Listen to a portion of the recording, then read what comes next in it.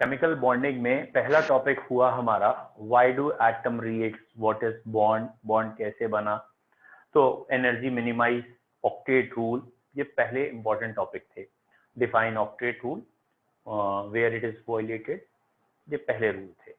Why do atom interact, second heading फिर हमने पढ़ी इसमें, that is Kossel and Lewis ने इलेक्ट्रॉनिक थ्योरी दी थी फॉर केमिकल बॉन्डिंग, और उस इलेक्ट्रॉनिक थ्योरी में बेसिकली था ऑक्टेट कंप्लीट करना है, एलिमेंट 8 पूरे करते हैं, आइदर दे लूज और gain and sometimes shares electron to complete their octet and minimize their energy to attain the stability. Bonds में पहला बॉन्ड हमने आयनिक पढ़ा था। आयनिक बॉन्ड बेसिकली क्या है, एक कैटाइन एक एनाइन, इनके बीच का म्यूचुअल अट्रैक्शन फोर्स है, that is termed as ionic bond. It is a force of attraction between cation and anion. Cation कब जल्दी बनेगा, जब आयनाइजेशन एनर्जी कम होगी।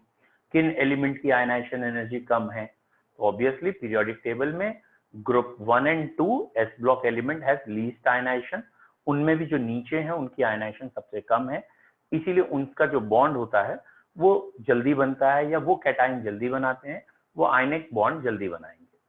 सेकेंड एनर्जी थी इलेक्ट्रॉन गेन एंथैल्पी, ये किसकी देखते हैं, तो बच्चों इलेक्ट्रॉन गेन एंथैल्पी देखी जाएगी ऑब्वियसली नॉन मेटल्स की, जो इलेक्ट्रॉन लेंगे इनकी पावर ज्यादा है या कम है ये देखना है, that is electron gain enthalpy. Non metals को इलेक्ट्रॉन लेने हैं, जितनी जल्दी इलेक्ट्रॉन लेंगे उतना बेटर रहेगा, तो electron gain enthalpy should be high, तो साइज शुड बी स्मॉल। तो राइट में हो, पीरियोडिक टेबल में टॉप में हो, वो इलेक्ट्रॉन जल्दी लेंगे। And third energy is lattice energy, cation और एनाइन के बीच का जो अट्रैक्शन है उसे लैटिस एनर्जी कहते हैं, या बेसिकली हम कहना चाहते हैं स्केलेटन जब बन जाता है, दैट इज आयनिक बॉन्ड जब बन जाता है, तो 1 मोल आयनिक कंपाउंड में जितने भी आयन्स चाहिए उन्होंने इंटरैक्ट कर लिए, तो जो हीट निकली that is termed as lattice enthalpy. 3 energies हैं आयनिक बॉन्ड में, कौन कौन सी 3 एनर्जी हैं, that is ionization, electron gain and lattice, followed by, फिर हमने पढ़ा आयनिक बॉन्ड के कैरेक्टर्स क्या हैं, they are made up of ion. दूसरा कैरेक्टर हमने पढ़ा होगा, they do not show stereo isomerism, या बेसिकली हम कह सकते हैं ionic, they have electrostatic force of attraction strong, इसलिए इनका मेल्टिंग पॉइंट बॉइलिंग पॉइंट ज्यादा होता है। And they are bad conductor of electricity in solid state but good conductor in molten and aqueous solution, ये क्वेश्चन फेवरेट है। तो solid state में क्यों बैड कंडक्टर है, क्योंकि the lattice is so strong that ions are not free to conduct electricity, but they are good conductor in molten state. Why? So ions are free because lattice is broken down. और ये किस में घुलते हैं ionic solids, they are dissolved in polar solvent. Water इनके लिए सबसे अच्छा सॉल्वेंट है, लाइक डिसॉल्व लाइक की वजह से water is a polar solvent, और आयनिक भी पोलर होते हैं, तो दे डिसॉल्व इन वाटर। आयनिक में ऑलमोस्ट इतनी ही चीजें पढ़ी थी। एक आयनिक में और हेडिंग होती है जो आगे हम पढ़ेंगे, कोवलेंट के बाद पढ़ा देंगे, फजान्स रूल, जिससे पता चलता है आयनिक के अंदर कोवलेंट कैरेक्टर कितना है। सेकेंड हेडिंग आयनिक के बाद हमने 2-3 दिन पहले शुरू की होगी, दैट इज कोवलेंट बॉन्ड। अब बॉन्ड, ये कोवलेंट का कंसेप्ट दिया था लुइस ने, आयनिक का कॉसल का था, ये लुइस ने दिया। A bond form by sharing of electron, वो बॉन्ड जो शेयरिंग या म्यूचुअल शेयरिंग से बनता है, that bond is known as covalent bond. यानी दोनों एटम्स जो शेयरिंग करने आ रहे हैं उनके एक एक इलेक्ट्रॉन रखा जाएगा, या वो ऑर्बिटल शेयरिंग में जाएगा जिसमें अनपेयर्ड इलेक्ट्रॉन है। एक बार शेयरिंग जब हो जाएगी आउटर मोस्ट इलेक्ट्रॉन्स की या अनपेयर्ड इलेक्ट्रॉन्स की, उसके बाद ये मॉलिक्यूल कहलाएगा, and molecule has a different identity than atom. मतलब जो ओरिजिनल एटम्स है, जैसे कार्बन है, उसने रिएक्ट करके ग्लूकोज बना दिया, लेकिन ग्लूकोज में कार्बन का टेस्ट नहीं है, समझ में आया, ग्लूकोज खाते समय कोयले का टेस्ट नहीं आता, जबकि कोयला है उसके अंदर। तो मेन पॉइंट क्या है, एटम की प्रॉपर्टी अपनी होती है, लेकिन जब वो मॉलिक्यूल या किसी कंपाउंड में कोवलेंटली जुड़ जाता है तो उसकी अपनी प्रॉपर्टी खत्म हो जाती है और पूरे कंपाउंड की एक नई प्रॉपर्टीज आ जाती है। तो कोवलेंट बॉन्ड बना कैसे, उसको एक्सप्लेन किया वैलेंस बॉन्ड थ्योरी ने। Valence bond theory, that is Slater और पॉलिंग, इन्होंने जो थ्योरी दी थी, scientist are not that much important, आपको नोट्स भेजने उसमें होगा, देख लेना। तो what is valence bond theory? Basically valence shell में इलेक्ट्रॉन्स हैं और जहां भी इलेक्ट्रॉन अनपेयर्ड हैं, दैट इज उन ऑर्बिटल जिनमें सिर्फ एक इलेक्ट्रॉन है, वो अनस्टेबल कंडीशन है। ये अनपेयर इलेक्ट्रॉन जो होता है ये अपना पेयर अप करता है दूसरे एटम के अनपेयर्ड इलेक्ट्रॉन से, और जब ये अनपेयर्ड इलेक्ट्रॉन दोनों पेयर अप हो जाते हैं तो ये स्टेबिलिटी क्रिएट करते हैं या स्टेबिलिटी अटेन करते हैं। तो वैलेंस बॉन्ड थ्योरी में बेसिकली पॉइंट ये था कि a covalent bond is form by overlapping. तो सबसे बॉटम लाइन है उसकी ये कि valence bond theory proves it is overlapping. अब ओवरलैपिंग दो तरह की है, लास्ट टर्न पे थोड़ा बहुत बताया था। एक ओवरलैपिंग होगी अलोंग द एक्सिस, जिससे जो बॉन्ड बनेगा दैट इज सिग्मा बॉन्ड। एक ओवरलैपिंग होगी साइडवे, जिससे बॉन्ड बनेगा पाई। सिग्मा बॉन्ड में ये एक एटम का ऑर्बिटल, जैसे मैंने पी बनाया, दूसरा पी ऑर्बिटल, ये एक स्ट्रेट लाइन में दिखेगा, एक सिमेट्रिकल ओवरलैप दिखेगा, क्लाउड एक ही जगह दिखेगा, बटा हुआ नहीं दिखेगा। पाई बॉन्ड बेसिकली बच्चों इसके यहां से ये ऑर्बिटल और ये ऑर्बिटल ये ओवरलैप करके पाई बनाना चाह रहे हैं। तो जब ये ओवरलैप करेंगे बेटा और ये ओवरलैप करेंगे तो ऑब्वियसली ये इलेक्ट्रॉन क्लाउड दो पार्ट्स में ब्रेक हो गया या डिवाइड हो गया। चेक इट, ये सिग्मा वाला क्लाउड यहां है और ये सिग्मा का क्लाउड ऐसे दिखाया गया है, और पाई का जो क्लाउड है बच्चों वो इस सिग्मा के ऊपर और इस सिग्मा के नीचे आया है। तो ये बेसिकली पाई इलेक्ट्रॉन क्लाउड हो गया, ये सिग्मा हो गया। और सिग्मा और पाई में डिफरेंस याद करने हैं आपको, वेरी इंपॉर्टेंट। पहला point, sigma bond is form by axial overlapping, pi bond is form by lateral overlapping. Sigma bond has a symmetrical distribution of electron in a plane, while pi electron has two electron cloud या its electron cloud is in two parts, ये दो parts में दिखता है। In sigma overlapping is strong, strain is less, या overlapping is more and strain is less, therefore sigma bond are much stronger than pi bond। pi bond बनते तो हैं but उतने strong नहीं होते जितने सिग्मा है। तो sigma bonds are much stronger than pi bond. The first covalent bond, इस पॉइंट को याद रखिएगा, the first covalent bond between two atom is always sigma. दो एटम के बीच में जो पहला कोवेलेंट बॉन्ड बनेगा वो सिग्मा होगा, और उन्हीं दो एटम में पहले के बाद जो दूसरा बॉन्ड बनेगा वो पाई होगा। That means sigma bond can independently exist, pi हो या ना हो सिग्मा है। लेकिन पाई तो तभी एग्जिस्ट करेगा जब पहले सिग्मा बन चुका हो, अब पाई बनेगा। तो pi bond can not be independent, exist only when already sigma bond is present. ठीक है, तो सिग्मा पाई में 5-6 अंतर हो गए। ऐसे एक वर्ड और है, वो भी आगे का है वैसे तो, कि हाइब्रिड ऑर्बिटल जो होते हैं ना, हाइब्रिडाइजेशन से ऑर्बिटल बनते हैं, हाइब्रिडाइजेशन अभी पढ़ेंगे। तो hybrid orbital can form only sigma bond. Hybrid orbital से स्ट्रॉन्ग बॉन्ड्स बनते हैं और उनकी एनर्जी ज्यादा होती है, दैट इज सिग्मा ही बन सकते हैं। और hybrid orbital never form pi bond. और आप ऐसे ही कह सकते हैं एस ऑर्बिटल के लिए भी बेटा, एस हैज स्फेरिकल शेप, जो कहीं से भी अटैक करेंगे वो स्ट्रेट लाइन में ही चला जाएगा, क्योंकि न्यूक्लियस तो हर तरफ से अप्रोचेबल है स्फीयर होने की वजह से।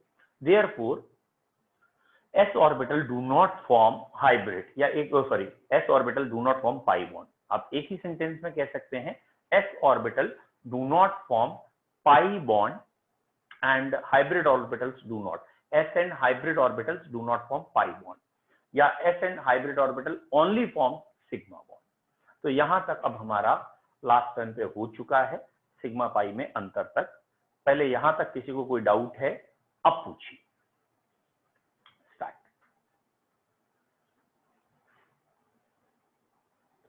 नहीं डाउट है, वन टाइप करिए, आगे बढ़े।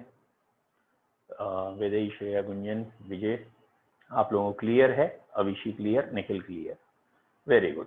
तो जब सभी बच्चों को क्लियर है, कोई डाउट नहीं है, तो अब आगे बढ़ते हैं। ठीक है, संयम क्लियर, एलिशा क्लियर। नाउ तो ये हो गई हमारी हेडिंग वैलेंस बॉन्ड थ्योरी, और इसमें हमें सिग्मा और पाई क्लियर हो गए।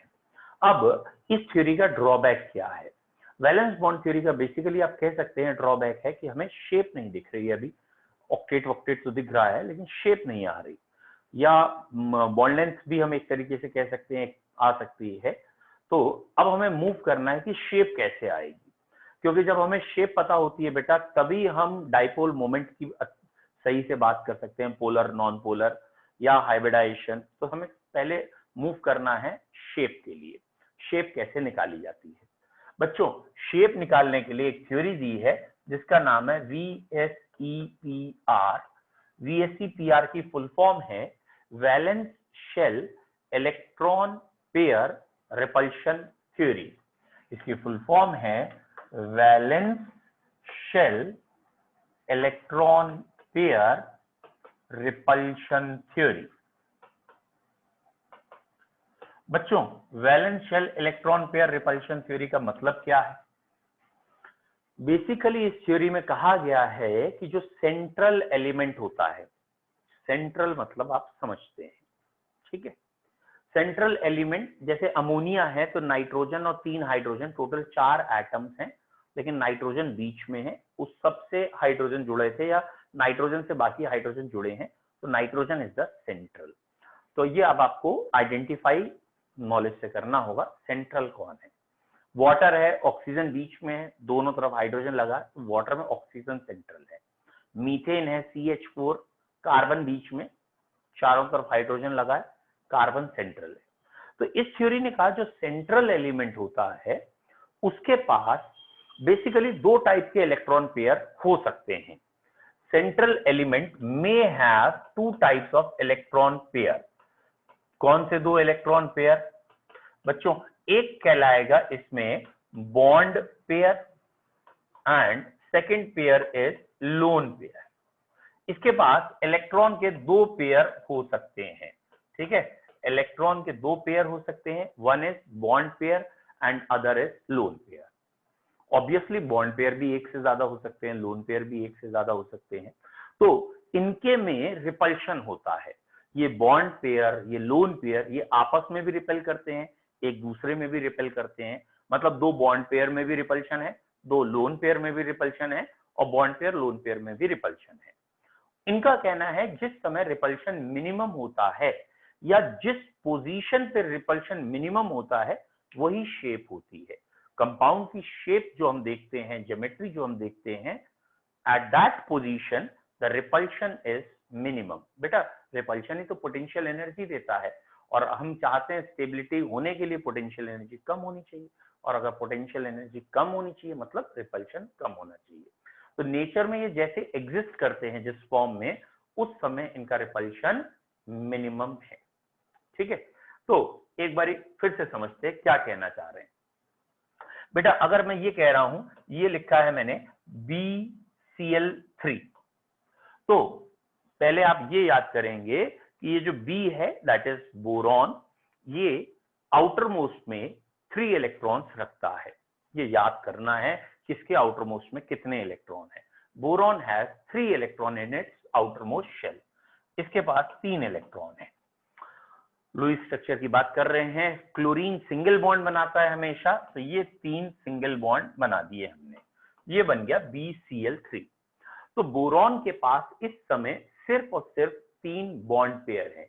ये बोरॉन हो गया सेंट्रल एलिमेंट, और इस सेंट्रल एटम के पास ये एक, ये दूसरा, ये तीसरा 3 बॉन्ड पेयर है, यहाँ लोन पेयर नहीं है। तो इस थ्योरी ने ये कहा अगर ये 3 बॉन्ड पेयर हैं तो ये कैसे अरेंज हो कि इनके बीच का रिपल्शन मिनिमम हो। तो अगर ये 120 डिग्री पे अरेंज हो जाएं, 120 डिग्री एंगल पे तीनों अरेंज हो जाएं, तो एक सिमेट्रिकल फिगर आपको देखने को मिलेगी, और ऑब्वियसली हर तरफ से रिपल्शन एक जैसा हो गया, कहीं कम या कहीं ज्यादा नहीं है, दैट इज इस समय का रिपल्शन मिनिमम है। इसलिए BCl3 की शेप प्लेन ट्रायंगुलर है। This shape is plane triangular. तो इसकी शेप प्लेन ट्रायंगुलर क्यों है? इसकी शेप प्लेन ट्रायंगुलर इसलिए है क्योंकि यहाँ 3 बॉन्ड पेयर थे, और 3 बॉन्ड पेयर में जब रिपल्शन मिनिमम होगा उस समय शेप निकाली जाएगी, और रिपल्शन मिनिमम है प्लेन ट्रायंगुलर में। अब आप सोचो अगर इसकी शेप और कोई होती तो यहां ऑब्वियसली ये 2 पाथ आ गए होते, या तीसरा कहीं और दूर हो गया होता है, व्हाटएवर, कहने का मतलब एंगल्स में ये 70 डिग्री हो गया होता, ये कुछ ज्यादा हो जाता, तो वो बैलेंसिंग नहीं आ रही होती और इसीलिए इसकी शेप और कुछ नहीं है, प्लेन ट्रायंगुलर है। ठीक है, तो पॉइंट इज दैट, इस थ्योरी का पॉइंट क्या है? पहला पॉइंट आया, सेंट्रल एलिमेंट में दो तरह के इलेक्ट्रॉन पेयर हैं, one is bond pair and lone pair, other is lone pair. The repulsion taking place in these two pair, bond pair और लोन पेयर में बच्चों रिपल्शन होता है। ऑब्वियसली बॉन्ड पेयर का रिपल्शन आपस में सबसे कम होता है, बॉन्ड पेयर और बॉन्ड पेयर रिपेल करते हैं लेकिन थोड़ा करते हैं। Point two notice, bond pair और लोन पेयर का रिपल्शन ज्यादा है और लोन पेयर का रिपल्शन बहुत ज्यादा है। ऑब्वियसली एक सिंपल सा कंसेप्ट है, फिर सोच के देखिए, ये एक एलिमेंट ए है, इसके पास ये लोन पेयर है, ये लोन पेयर है और ये बॉन्ड पेयर है, ये बॉन्ड पेयर है। It is a common sense, ये वाला जो इलेक्ट्रॉन पेयर है ये इन दो न्यूक्लियस के बीच में रोटेट कर रहा है, आइसोलेट तो सॉरी वाइब्रेट कर रहा है या ऑसिलेट कर रहा है। तो ये वाला जो इलेक्ट्रॉन पेयर है ना, ये ऐसा नहीं होता है stick to a one place, ये इनके बीच में ऑसिलेट कर रहा है, ऐसे ये इनके बीच में ऑसिलेट कर रहा है, that is they are in influence of two nucleus. तो इनका जो चार्ज है, ये जो वैल्यू है, ये दो न्यूक्लियस से गवर्न हो रही है। एंड ये वाले जो इलेक्ट्रॉन पेयर है बच्चों, ये एक ही इसी के न्यूक्लियस के कांटेक्ट में, बाकी के नहीं है। तो ऑब्वियसली इनका जो चार्ज है ये पॉजिटिव चार्ज के इन्फ्लुएंस में है, बट एक एटम के दो अलग अलग न्यूक्लियस के बीच में नहीं है, तो इनकी इलेक्ट्रिक फील्ड ज्यादा है, इनकी रिपेल करने की टेंडेंसी ज्यादा है। तो lone pair has more repulsion tendency than bond pair. तो ये अप्लाई करना पड़ेगा आपको पॉइंट, इसलिए आपको अच्छी तरीके से समझ में आना चाहिए बेटा, that the order of repulsion is lone pair repulsion is very high and bond pair repulsion is very low. ठीक है, तो रिपल्शन का ऑर्डर याद करना है, लोन पेयर बॉन्ड पेयर।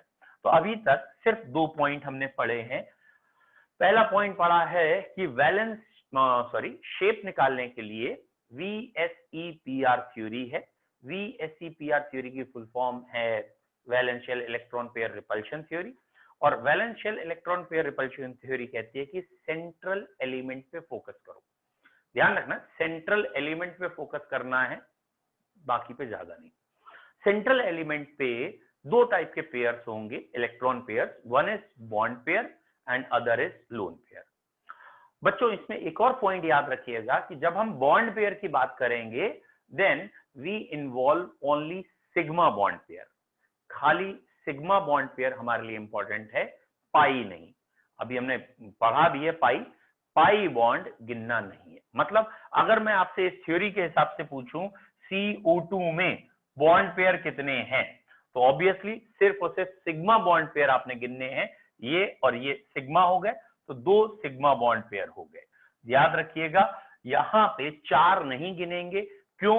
क्योंकि वो पाई है, और पाई अभी हमने पढ़ा था शेप से, ज्योमेट्री से कोई लेना देना नहीं है। पाई बॉन्ड जो होता है वो सिग्मा बॉन्ड के सिर्फ कवरिंग होता है, मतलब कहीं सिग्मा बॉन्ड है तो उसके ऊपर और उसके नीचे की कवरिंग, ये एक पाई है। तो पाई बॉन्ड से सिग्मा बॉन्ड चेंज नहीं हो रहे।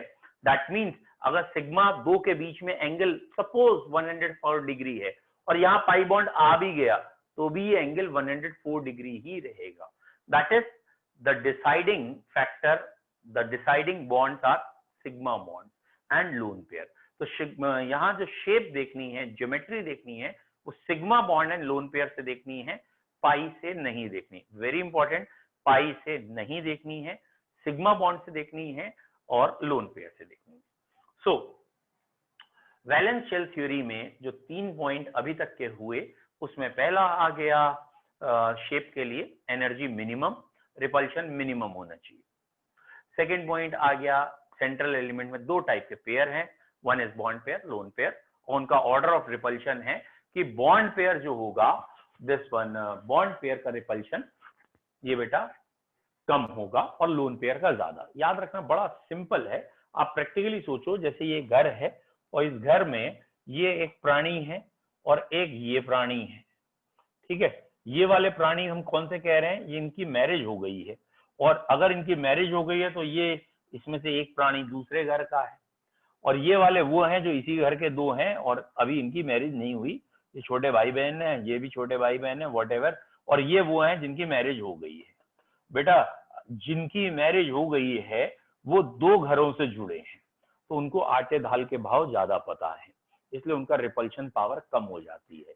ठीक है, आप प्रैक्टिकली देखो, आप जितने नखरे दिखाते हो शायद आपके माँ बाप उतने नखरे नहीं दिखाते हैं। जैसे आप घर में गए, स्कूल वाले दिनों की बात करें, कभी इधर बैग फेंका, उधर शूज फेंके, खाने में क्या बनाया आज, है ना, मतलब उस समय तो सिंपल ही होता है, मेरे बाप के नौकर लगे सबके सब, खाने में क्या बनाया आज, और वहां से जवाब आता है अधिकतर लौकी तुरई। हाँ, इस घर में कभी कुछ अच्छा बन ही नहीं सकता। ये मतलब ये जो नाटक करते हो, अब आप प्रैक्टिकली देखना, जब पापा घर पे आते हैं और उनसे वो जैसे ही आते हैं, कभी उन्होंने बैग उधर फेंका, कभी शूज उधर फेंके, ठीक है, अब एक आध बेवड़ा कही हो मत, मेरे घर में होता है, मारो खींच के, ठीक है। तो बाई चांस अगर हम कहें तो वो केमिस्ट्री में एक्सेप्शन में एक्सप्लेन होगा। तो जो बॉन्ड पेयर है ये कम रिपेल करता है। पिताजी घर पे आते हैं, बहुत धीरे से पूछते हैं क्या बना आज, क्योंकि शादी के बाद से चिल्लाना तो छोड़ ही दिया इन्होंने, ठीक है, अब तो इन्हीं के ऊपर चिल्लाई होती है, ठीक है। तो अब यहाँ पे ये बॉन्ड पेयर है, तो बॉन्ड पेयर रिपेल कम करता है। ये है लोन पेयर, ये कवारे बैठे हैं, ये घर पे बैठे हैं, ये घर वालों के ऊपर, ये लोन पेयर है, ये रिपेल बहुत करते हैं, ठीक है। तो अब याद रखना शायद आसान हो जाए आपके लिए कि बॉन्ड पेयर की रिपेलिंग पावर कम है, लोन पेयर की रिपेलिंग पावर ज्यादा है। और बॉन्ड पेयर में सिर्फ सिग्मा को देखिए, पाई को नहीं, क्योंकि pi bond is basically covering of sigma. यानी अगर कोई ये कहे ना कि किसी की शक्ल कैसी भी है मतलब नहीं, लेकिन अगर उसने खूब सारा पाउडर थोप लिया है, खूब सारा वॉट एवर रंग रोगन कर लिया हो, अब क्या उसका चेहरा गोल से चपटा हो जाएगा? चेहरा गोल था गोल रहेगा, लेकिन कोई जबरदस्ती नाइयों के जाके ब्यूटी पार्लर में जाके ब्लीच कर दो, चेक कर दो, अबे गोल है तो गोल ही रहेगा। Is it clear? तो चकोर नहीं हो जाएगा। तो व्हाट इज द पॉइंट, यहाँ क्या समझा रहे हैं? यहाँ कह रहे हैं एक शेप आती है सिग्मा बॉन्ड से, अब उस सिग्मा बॉन्ड के ऊपर तुम कवरिंग लगा रहे हो, उसकी कवरिंग लगाने से बाकी एंगल्स चेंज नहीं हो जाएंगे, शेप चेंज नहीं होगी। पाई बॉन्ड शेप में कोई रोल नहीं है, पाई बॉन्ड सिर्फ सिग्मा बॉन्ड की कवरिंग है, शेप हमेशा किससे डिसाइड होती है? सिग्मा बॉन्ड से। वैलेंस शेल थ्योरी यहां तक क्लियर है। अब अगर कभी दो बॉन्ड पेयर हो, एक कॉमन सेंस लगाओ, दो बॉन्ड पेयर हैं, सेंटर एटम के पास दो बॉन्ड पेयर हैं,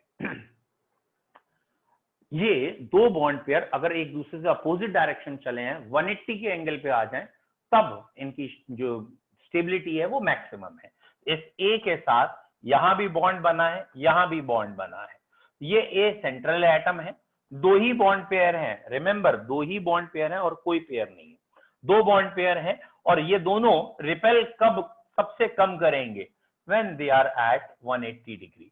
अगर इनके बीच का एंगल 180 डिग्री हो जाए तो एक दूसरे का चेहरा ही नहीं देख रहे, एकदम अलग हो गए, ये सबसे ज्यादा स्टेबल है।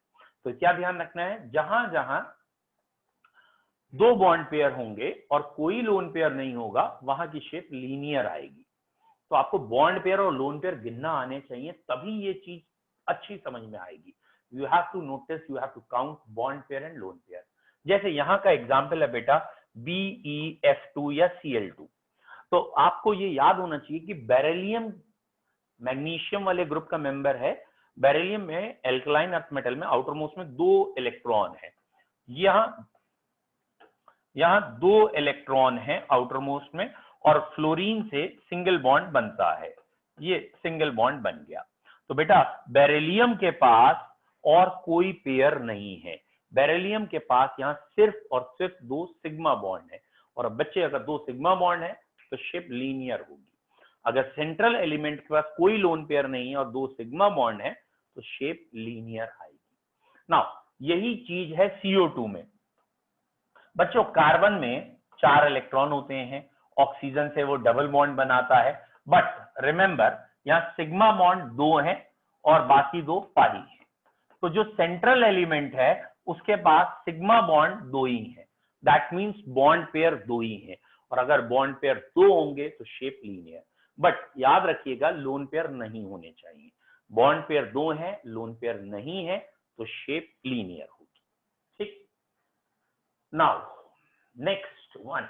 पहले 2 वाली शेप में किसी बच्चे को डाउट है तो पूछ लीजिए, नहीं डाउट है तो 1 टाइप कीजिए फास्ट। गुड, ठीक है। नेक्स्ट, अब बेटा अगर बॉन्ड पेयर 3 हो जाए, ठीक है, बॉन्ड पेयर 3, जैसे अभी मैंने आपको BCl3 में बताया था, ठीक है, बॉन्ड पेयर 3 हो गए, तो अब हम पढ़ चुके हैं 3 सिग्मा बॉन्ड्स की शेप क्या होगी। बेटा ये सेंट्रल एलिमेंट है, इससे 3 बॉन्ड पेयर आने, एक इधर आ जाए, एक इधर, एक इधर, और ये 120 डिग्री पे आ जाए तो सब सिमेट्रिकल हो जाएंगे।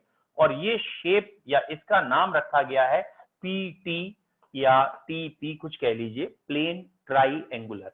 ये प्लेन में है और ट्राइएंगुलर है, तो that is plane triangular geometry या शेप है। दिस वन इज इंपॉर्टेंट, थोड़ी इंपॉर्टेंट है। देखो बेटा 3 वाले में को अभी हमने एग्जाम्पल से कहा BCl3 या AlCl3 है, ये रहा एल्यूमिनियम। इस एल्यूमिनियम के पास 3 इलेक्ट्रॉन है और ये 3 कोवेलेंट बॉन्ड बना सकता है क्लोरीन से, and now it has the geometry और शेप प्लेन ट्रायंगुलर, क्योंकि कोई लोन पेयर नहीं है। एल्यूमिनियम के पास 3 ही इलेक्ट्रॉन थे, तीनों से बॉन्ड बन गए हैं, 3 बॉन्ड पेयर हो गए, no lone pair. Done. Now अब बच्चों अगला पॉइंट इंपॉर्टेंट है, थोड़ा ध्यान रखिएगा। नेक्स्ट पॉइंट, ये वाले पॉइंट से अब आपको ढंग से समझना है। द नेक्स्ट पॉइंट इज कि अगर ये मान लो होता SnCl2, SnCl2 आपको अगर पता हो कार्बन के ग्रुप में नीचे है Sn, tin is present in carbon family, carbon, silicon, germanium, tin, then lead. That means carbon वाला ग्रुप है तो टिन के आउटर मोस्ट में 4 इलेक्ट्रॉन है बच्चों, एंड क्लोरीन तो यहां 2 ही है, तो टिन सेंट्रल एटम हो गया, 2 क्लोरीन है, एक यहां बनाएगा बॉन्ड, एक यहां बनाएगा। अभी ऑक्टेट भले ही पूरा नहीं है बट एग्जिस्ट करता है, और मैंने आपको पहले ही पढ़ाया है ऑक्टेट के एक्सेप्शंस हैं, एग्जिस्ट करता है।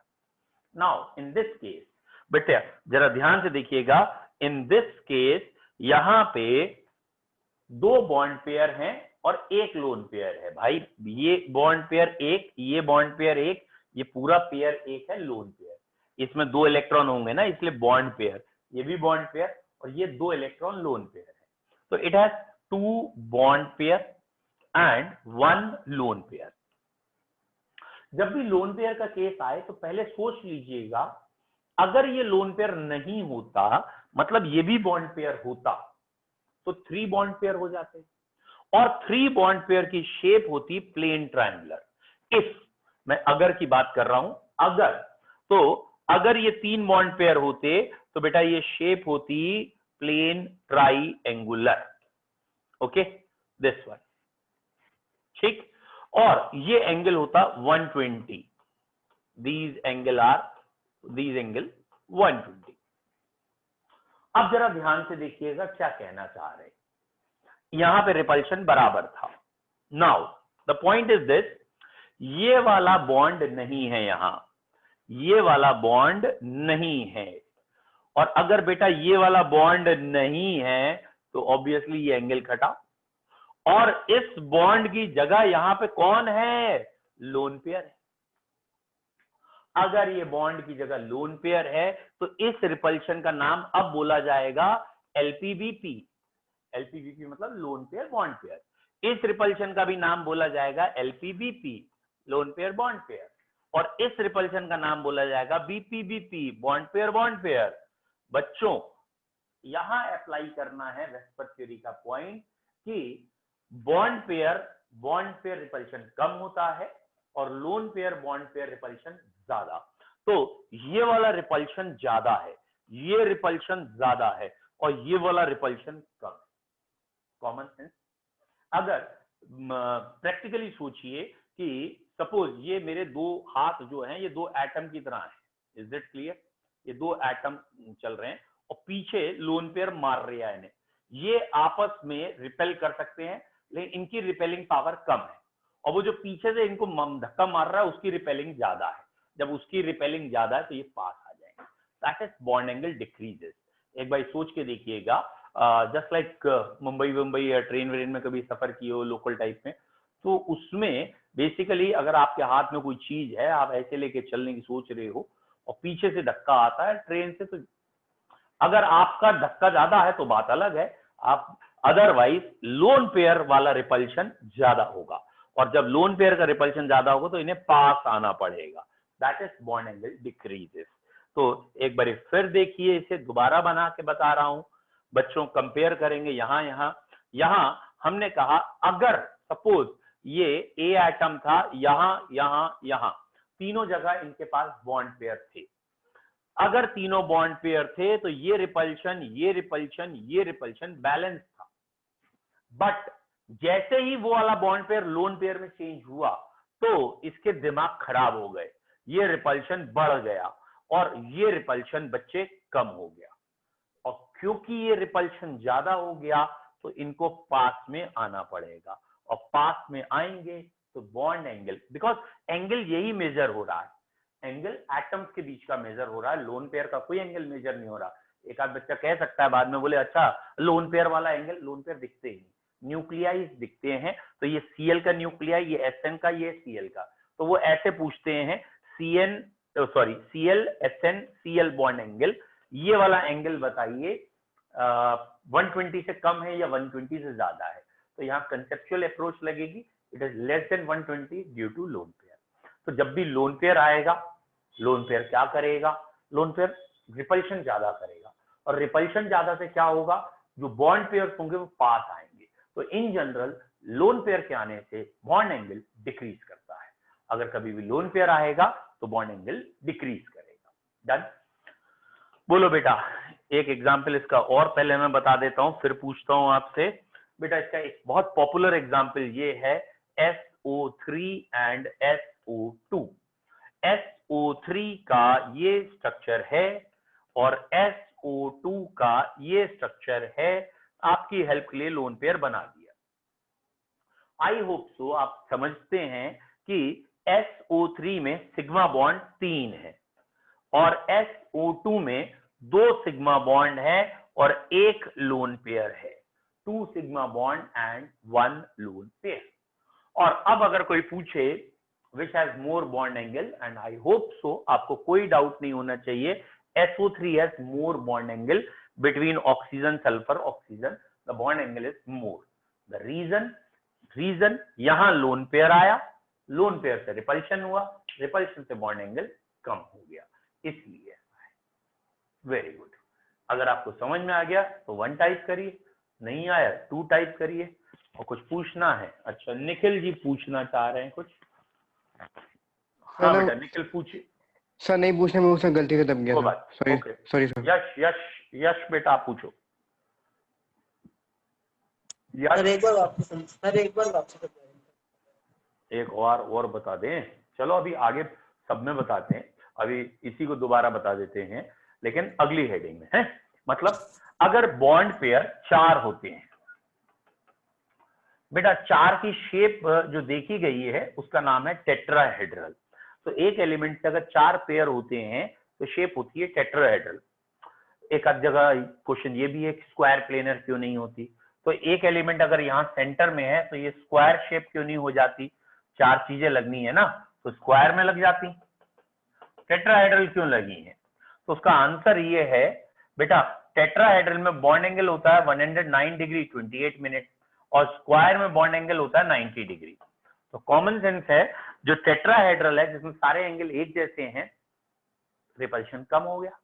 क्यों? क्योंकि यहाँ एंगल 90 है, वो एंगल ज्यादा है, जितना एंगल ज्यादा होगा चीजें दूर हो जाएंगी, अलग हो जाएंगी, रिपल्शन कम हो जाएगा और स्टेबिलिटी बढ़ जाएगी।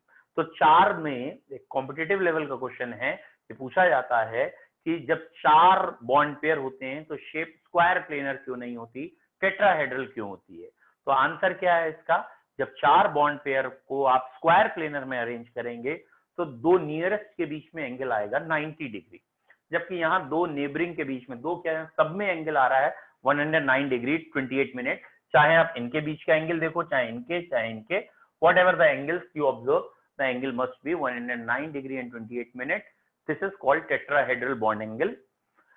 अब बच्चों इस टेट्राहेड्रल शेप में अगर एक लोन पेयर आ जाए तो क्या होगा? बेसिकली ये बात कर रहे हैं मीथेन, अमोनिया, इनकी.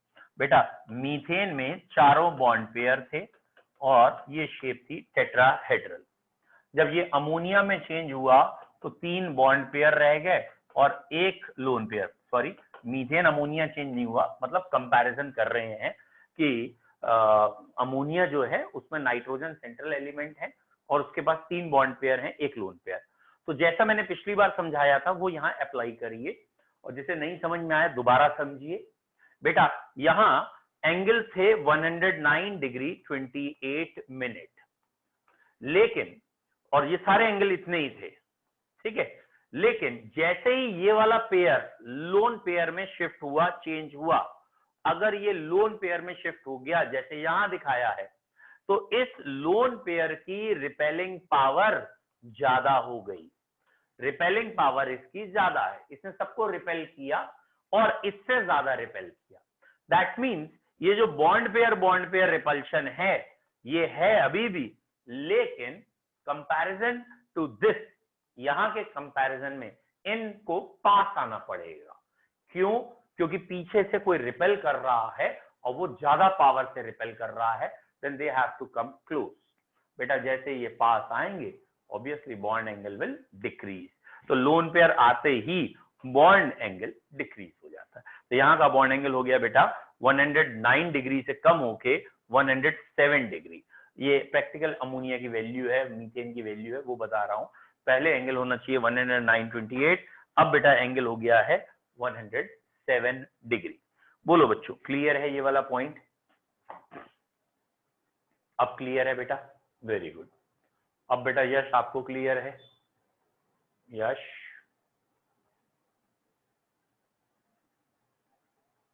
ठीक है, ओके. नेक्स्ट, अब बच्चों ये आप बॉन्ड पेयर, लोन पेयर सारे याद करना चाहें सारे याद कर लीजिए.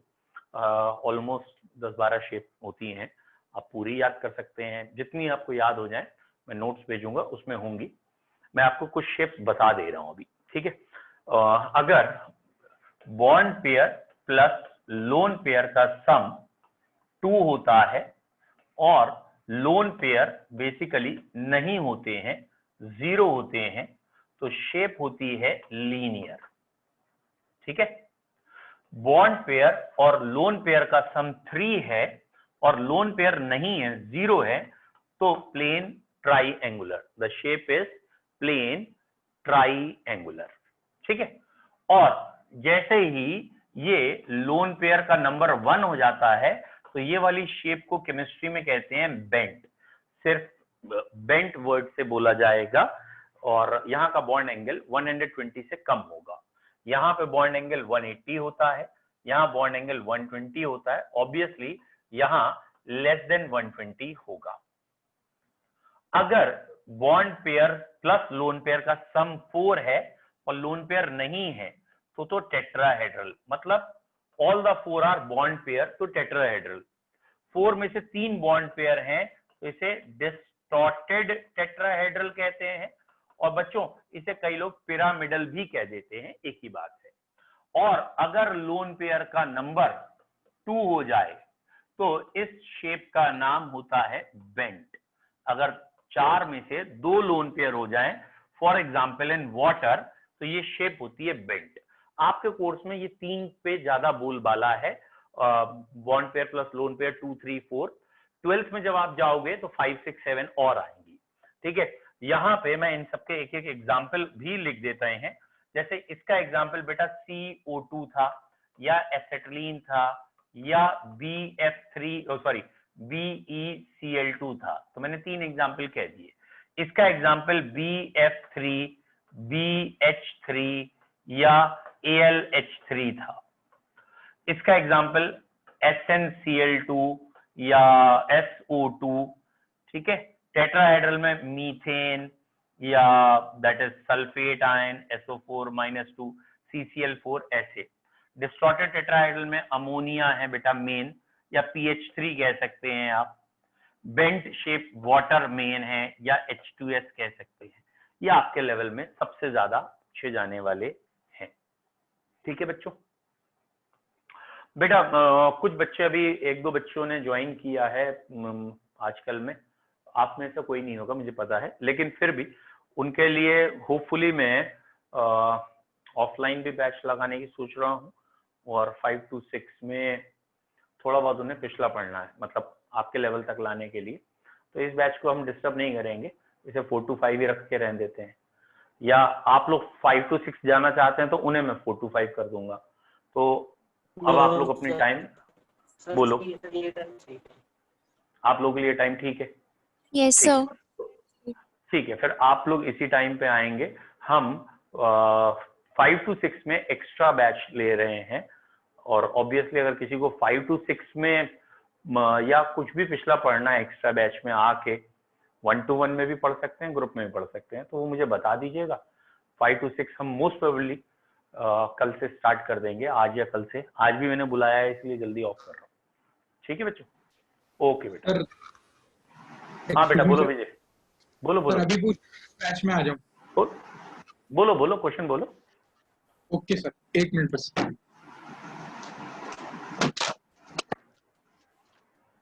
सर उस बैच में कुछ डिफरेंट टॉपिक है क्या?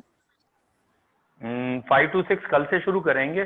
पहले मैं बच्चों से बात कर लूँ, मोस्ट प्रोबेबली वो चैप्टर 2 या 3 पढ़ना चाहेंगे पहले, 1 क्योंकि उन्होंने सबने पढ़ रखा है, तो होपफुली टॉपिक डिफरेंट होगा। मैं ग्रुप में, अपने ही ग्रुप में उन्हें जोड़ूंगा, उनके लिए टॉपिक अलग से डाल देंगे, और क्या आप लोगों को टॉपिक पता लग जाएंगे। तो सर अगर हमें आना है तो कल से आए? ऑब्वियसली कल से ही लगेगा ऑनलाइन, तो वो अभी मैं उनकी खाली काउंसलिंग करूंगा, कल से ही बैच लगेगा, बाकियों को भी बता दूंगा ना।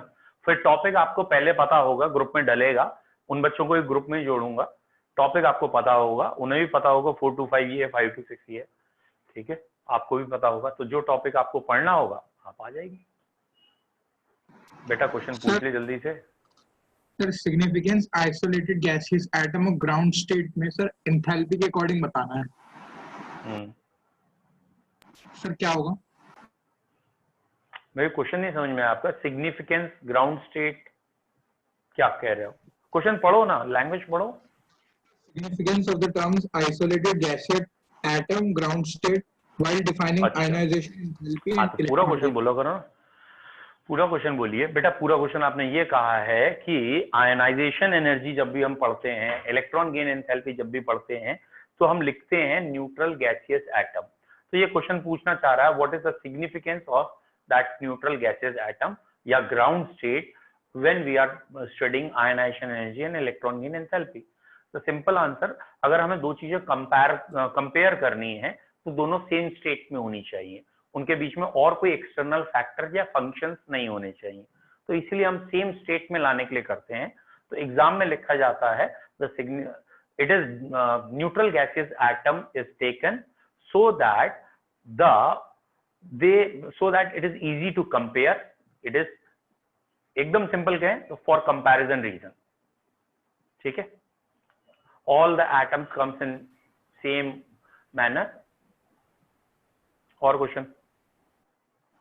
सर आयनाइजेशन एंथैल्पी से ग्रुप के एरिया में डिक्रीज होती है, तो सर उन्होंने फैक्टर्स पूछे, एक तो सर साइज दे रहे हैं, स्क्रीनिंग इफेक्ट, सर और क्या क्या हो सकते हैं? मेन 2 ही है, और क्या मतलब, कोई मतलब ही नहीं और कोई फैक्टर। बिल्कुल सही, साइज बढ़ता है, शेल्स बढ़ती हैं, और साइज बढ़ने का मतलब ही है शेल्स बढ़ती हैं, और सेकंड है आप कह सकते हैं स्क्रीनिंग बढ़ती है, अंदर स्क्रीन बढ़ती जाती है, इसलिए आयनाइजेशन कम होती है, बस यही है। सर ग्रुप 13 के एलिमेंट्स में sir boron, aluminium, gallium, I N और टीएल में सर इनकी आयनाइजेशन गिवन है। तो सर इन्होंने पूछा कि इनका वेरिएशन बता दीजिए जनरल ट्रेंड में, एक्सप्लेन करना है। बेटा ग्रुप 13 में ना थोड़ा सा एक्सेप्शन है, इवन गैलियम एल्यूमिनियम में उल्टा है, और थैलियम इंडियम में भी स्लाइटली अपोजिट है। मतलब अगर एक की सपोज 1530 दी होगी तो दूसरे की 1528 या 26, बहुत आसपास हैं। और इसमें एक इफेक्ट लगता है this is called as lanthanoid contraction, वो अभी आपने पढ़ा नहीं है लेंथनॉइड कॉन्ट्रैक्शन, इसलिए थोड़ा सा आपको एक्सेप्शन लगेगा। फिलहाल ग्रुप 13 में बोरॉन से नीचे एल्यूमिनियम बढ़ती है, एल्यूमिनियम से गैलियम कम होती है, ठीक है। और उल्टा बोल गया, सॉरी, बोरॉन से एल्यूमिनियम आयनाइजेशन कम होती है, एल्यूमिनियम से गैलियम बढ़ती है, गैलियम से थैलियम कम होती है और थैलियम से इंडियम बढ़ती है। दैट मीन्स जो मिनिमम आयनाइजेशन है ग्रुप 13 में that is of indium, indium की सबसे कम है, ये एक्सेप्शन है। ये जब 12th में आप पी ब्लॉक एफ ब्लॉक पढ़ोगे तो अपने आप क्लियर होगा। नेक्स्ट सर, पीरियोडिक टेबल के हिसाब से बताने सर 5 इलेक्ट्रॉन्स होने चाहिए और आउटर शेल में एलिमेंट का सर बताना है। 5 इलेक्ट्रॉन आउटर मोस्ट शेल में, नाइट्रोजन में 5 है, फास्फोरस में 5 है, क्या बताना क्या है? आप क्वेश्चन पढ़ो। Ion element with 5 electrons in outer subshell. Sir fluorine हो सकता है? नहीं, आपने क्वेश्चन बोला है ना, एन एलिमेंट या ion of an element which have 5 electron. Question आप प्लीज पढ़ दो ना मुझे ढंग से, आराम से। Sir, use the periodic table to answer the following questions. Identify an element with 5 electrons in outer subshell. Nitrogen, phosphorus, arsenic, antimony, bismuth, group 15। भैया इन्होंने कहा use the periodic table and give the element which have 5 electron in outermost shell या subshell? Shell. Sir, subshell. Shell ना? Sir, subshell. अच्छा, कौन सी subshell है? SPDF. Sir ये कुछ नहीं दे रखा है। तो ठीक है, पी सबशेल में 5 इलेक्ट्रॉन है, हमारे कोर्स में एस और पी ही है खाली, एस में 2 ही आ सकते हैं, पी में 5 है। आपका आंसर सही था, सॉरी, क्लोरीन आंसर सही है, फ्लोरीन सही है, क्योंकि पी में 5 है, पी सबशेल में 5 है, तो एस में तो 2 पहले से है ही है, तो ये ग्रुप 17 हो गया। और मैंने जो क्वेश्चन अभी तक समझा था, मुझे लग रहा था आउटर शेल में 5 इलेक्ट्रॉन है, यहाँ है आउटर सबशेल में 5 इलेक्ट्रॉन। अच्छा क्वेश्चन है, आउटर सबशेल में 5 इलेक्ट्रॉन है तो पी सबशेल में 5 इलेक्ट्रॉन है, और पी में अगर 5 है तो एस में तो 2 होंगे ही होंगे, क्योंकि पी ब्लॉक का जनरल कॉन्फ़िगरेशन बेटा होता है NS2NP126। पी सबशेल में वो कह रहा है 5 है, तो बेटा ये कंडीशन हो गई NS2NP5, और ऑब्वियसली NS2NP5 में ये आए। Group 17 fluorine, chlorine, bromine, iodine. Sir इन्होंने आंसर क्रोमियम दे रखा है 24। मैंने कहा ना, ये अभी हमने प्योर एस और पी के हिसाब से बताया है, और अगर डी इन्वॉल्व करना है, डी में 5 है तो और भी एलिमेंट हैं, मतलब क्रोमियम भी होता है, मैग्नीज भी होता है। नहीं, डी तो गलत है, क्योंकि आउटर सबशेल आपने कहा है। क्वेश्चन नंबर बताना क्या है, ये पीरियोडिक टेबल है, क्या है? ये सर 27th का ए पार्ट। एक सेकंड रुकिए बेटा, कौन सा चैप्टर है? चैप्टर 3 और 4? 3। एक सेकंड है, चैप्टर 3 पेज नंबर क्या मालूम है? Sir page number 98। 98। चलो, मेरा तो चैप्टर वाइज है तो अलग ही आएगा थोड़ा सा, ट्रेंड्स इन पीरियोडिक टेबल सब। बेटा क्वेश्चन नंबर कौन सा बोला आपने? सर 27। 27। अच्छा, ये है क्वेश्चन, है इसका मतलब। चलिए देखें क्या कह रहे हैं आप। Use the periodic table, identify an element that would tend. 27 का कौन सा पार्ट है? सर ए वाला। Identify an element with 5 electron in outer subshell.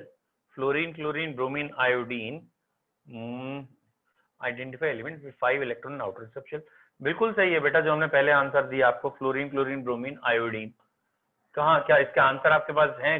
कहीं किसने कहा आपसे कि इसका डी है, क्रोमियम है? एबीसी में इनके सॉल्यूशंस दिए थे तब मैंने देखा था। नहीं, गलत देखा है। आई होप सो मैं एबीसी भी आपको दिखाऊं। एबीसी नहीं है इसमें, लेकिन नहीं होगा, गलत दिया है आंसर। हमारा आंसर सही है, फ्लोरीन, क्लोरीन, ब्रोमीन, आयोडीन। अब आप खाली जल्दी से नंबर बोल दो, मैं क्वेश्चन बता दूंगा। सर 31। बेटा 31 एक अच्छा क्वेश्चन है, और ये क्वेश्चन आता भी बहुत है, इंपॉर्टेंट क्वेश्चन है। आई मीन टू से क्या है इस क्वेश्चन में इंपॉर्टेंस, कि यहाँ पे ये कहा गया है कि that is ionization enthalpy given है और इलेक्ट्रॉन गेन एंथैल्पी भी गिवन है।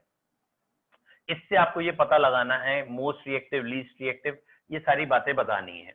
तो बच्चे एक सिंपल सा पॉइंट है, पहले एनालाइज करके देखिए तो आपको दिख जाएगा कि आयनाइजेशन एनर्जी फर्स्ट और सेकंड में एक बहुत तगड़ा या लार्ज जंप हमें दिख रहा है। कहाँ पे लार्ज जंप दिख रहा है हमें? फर्स्ट और सेकंड की आयनाइजेशन एनर्जी में। अगर आपने देख लिया हो लार्ज जंप किस में दिखा है? फर्स्ट वाले केस को देखिए, खाली 520 पहली वैल्यू थी और दूसरी 7300 हो गई है।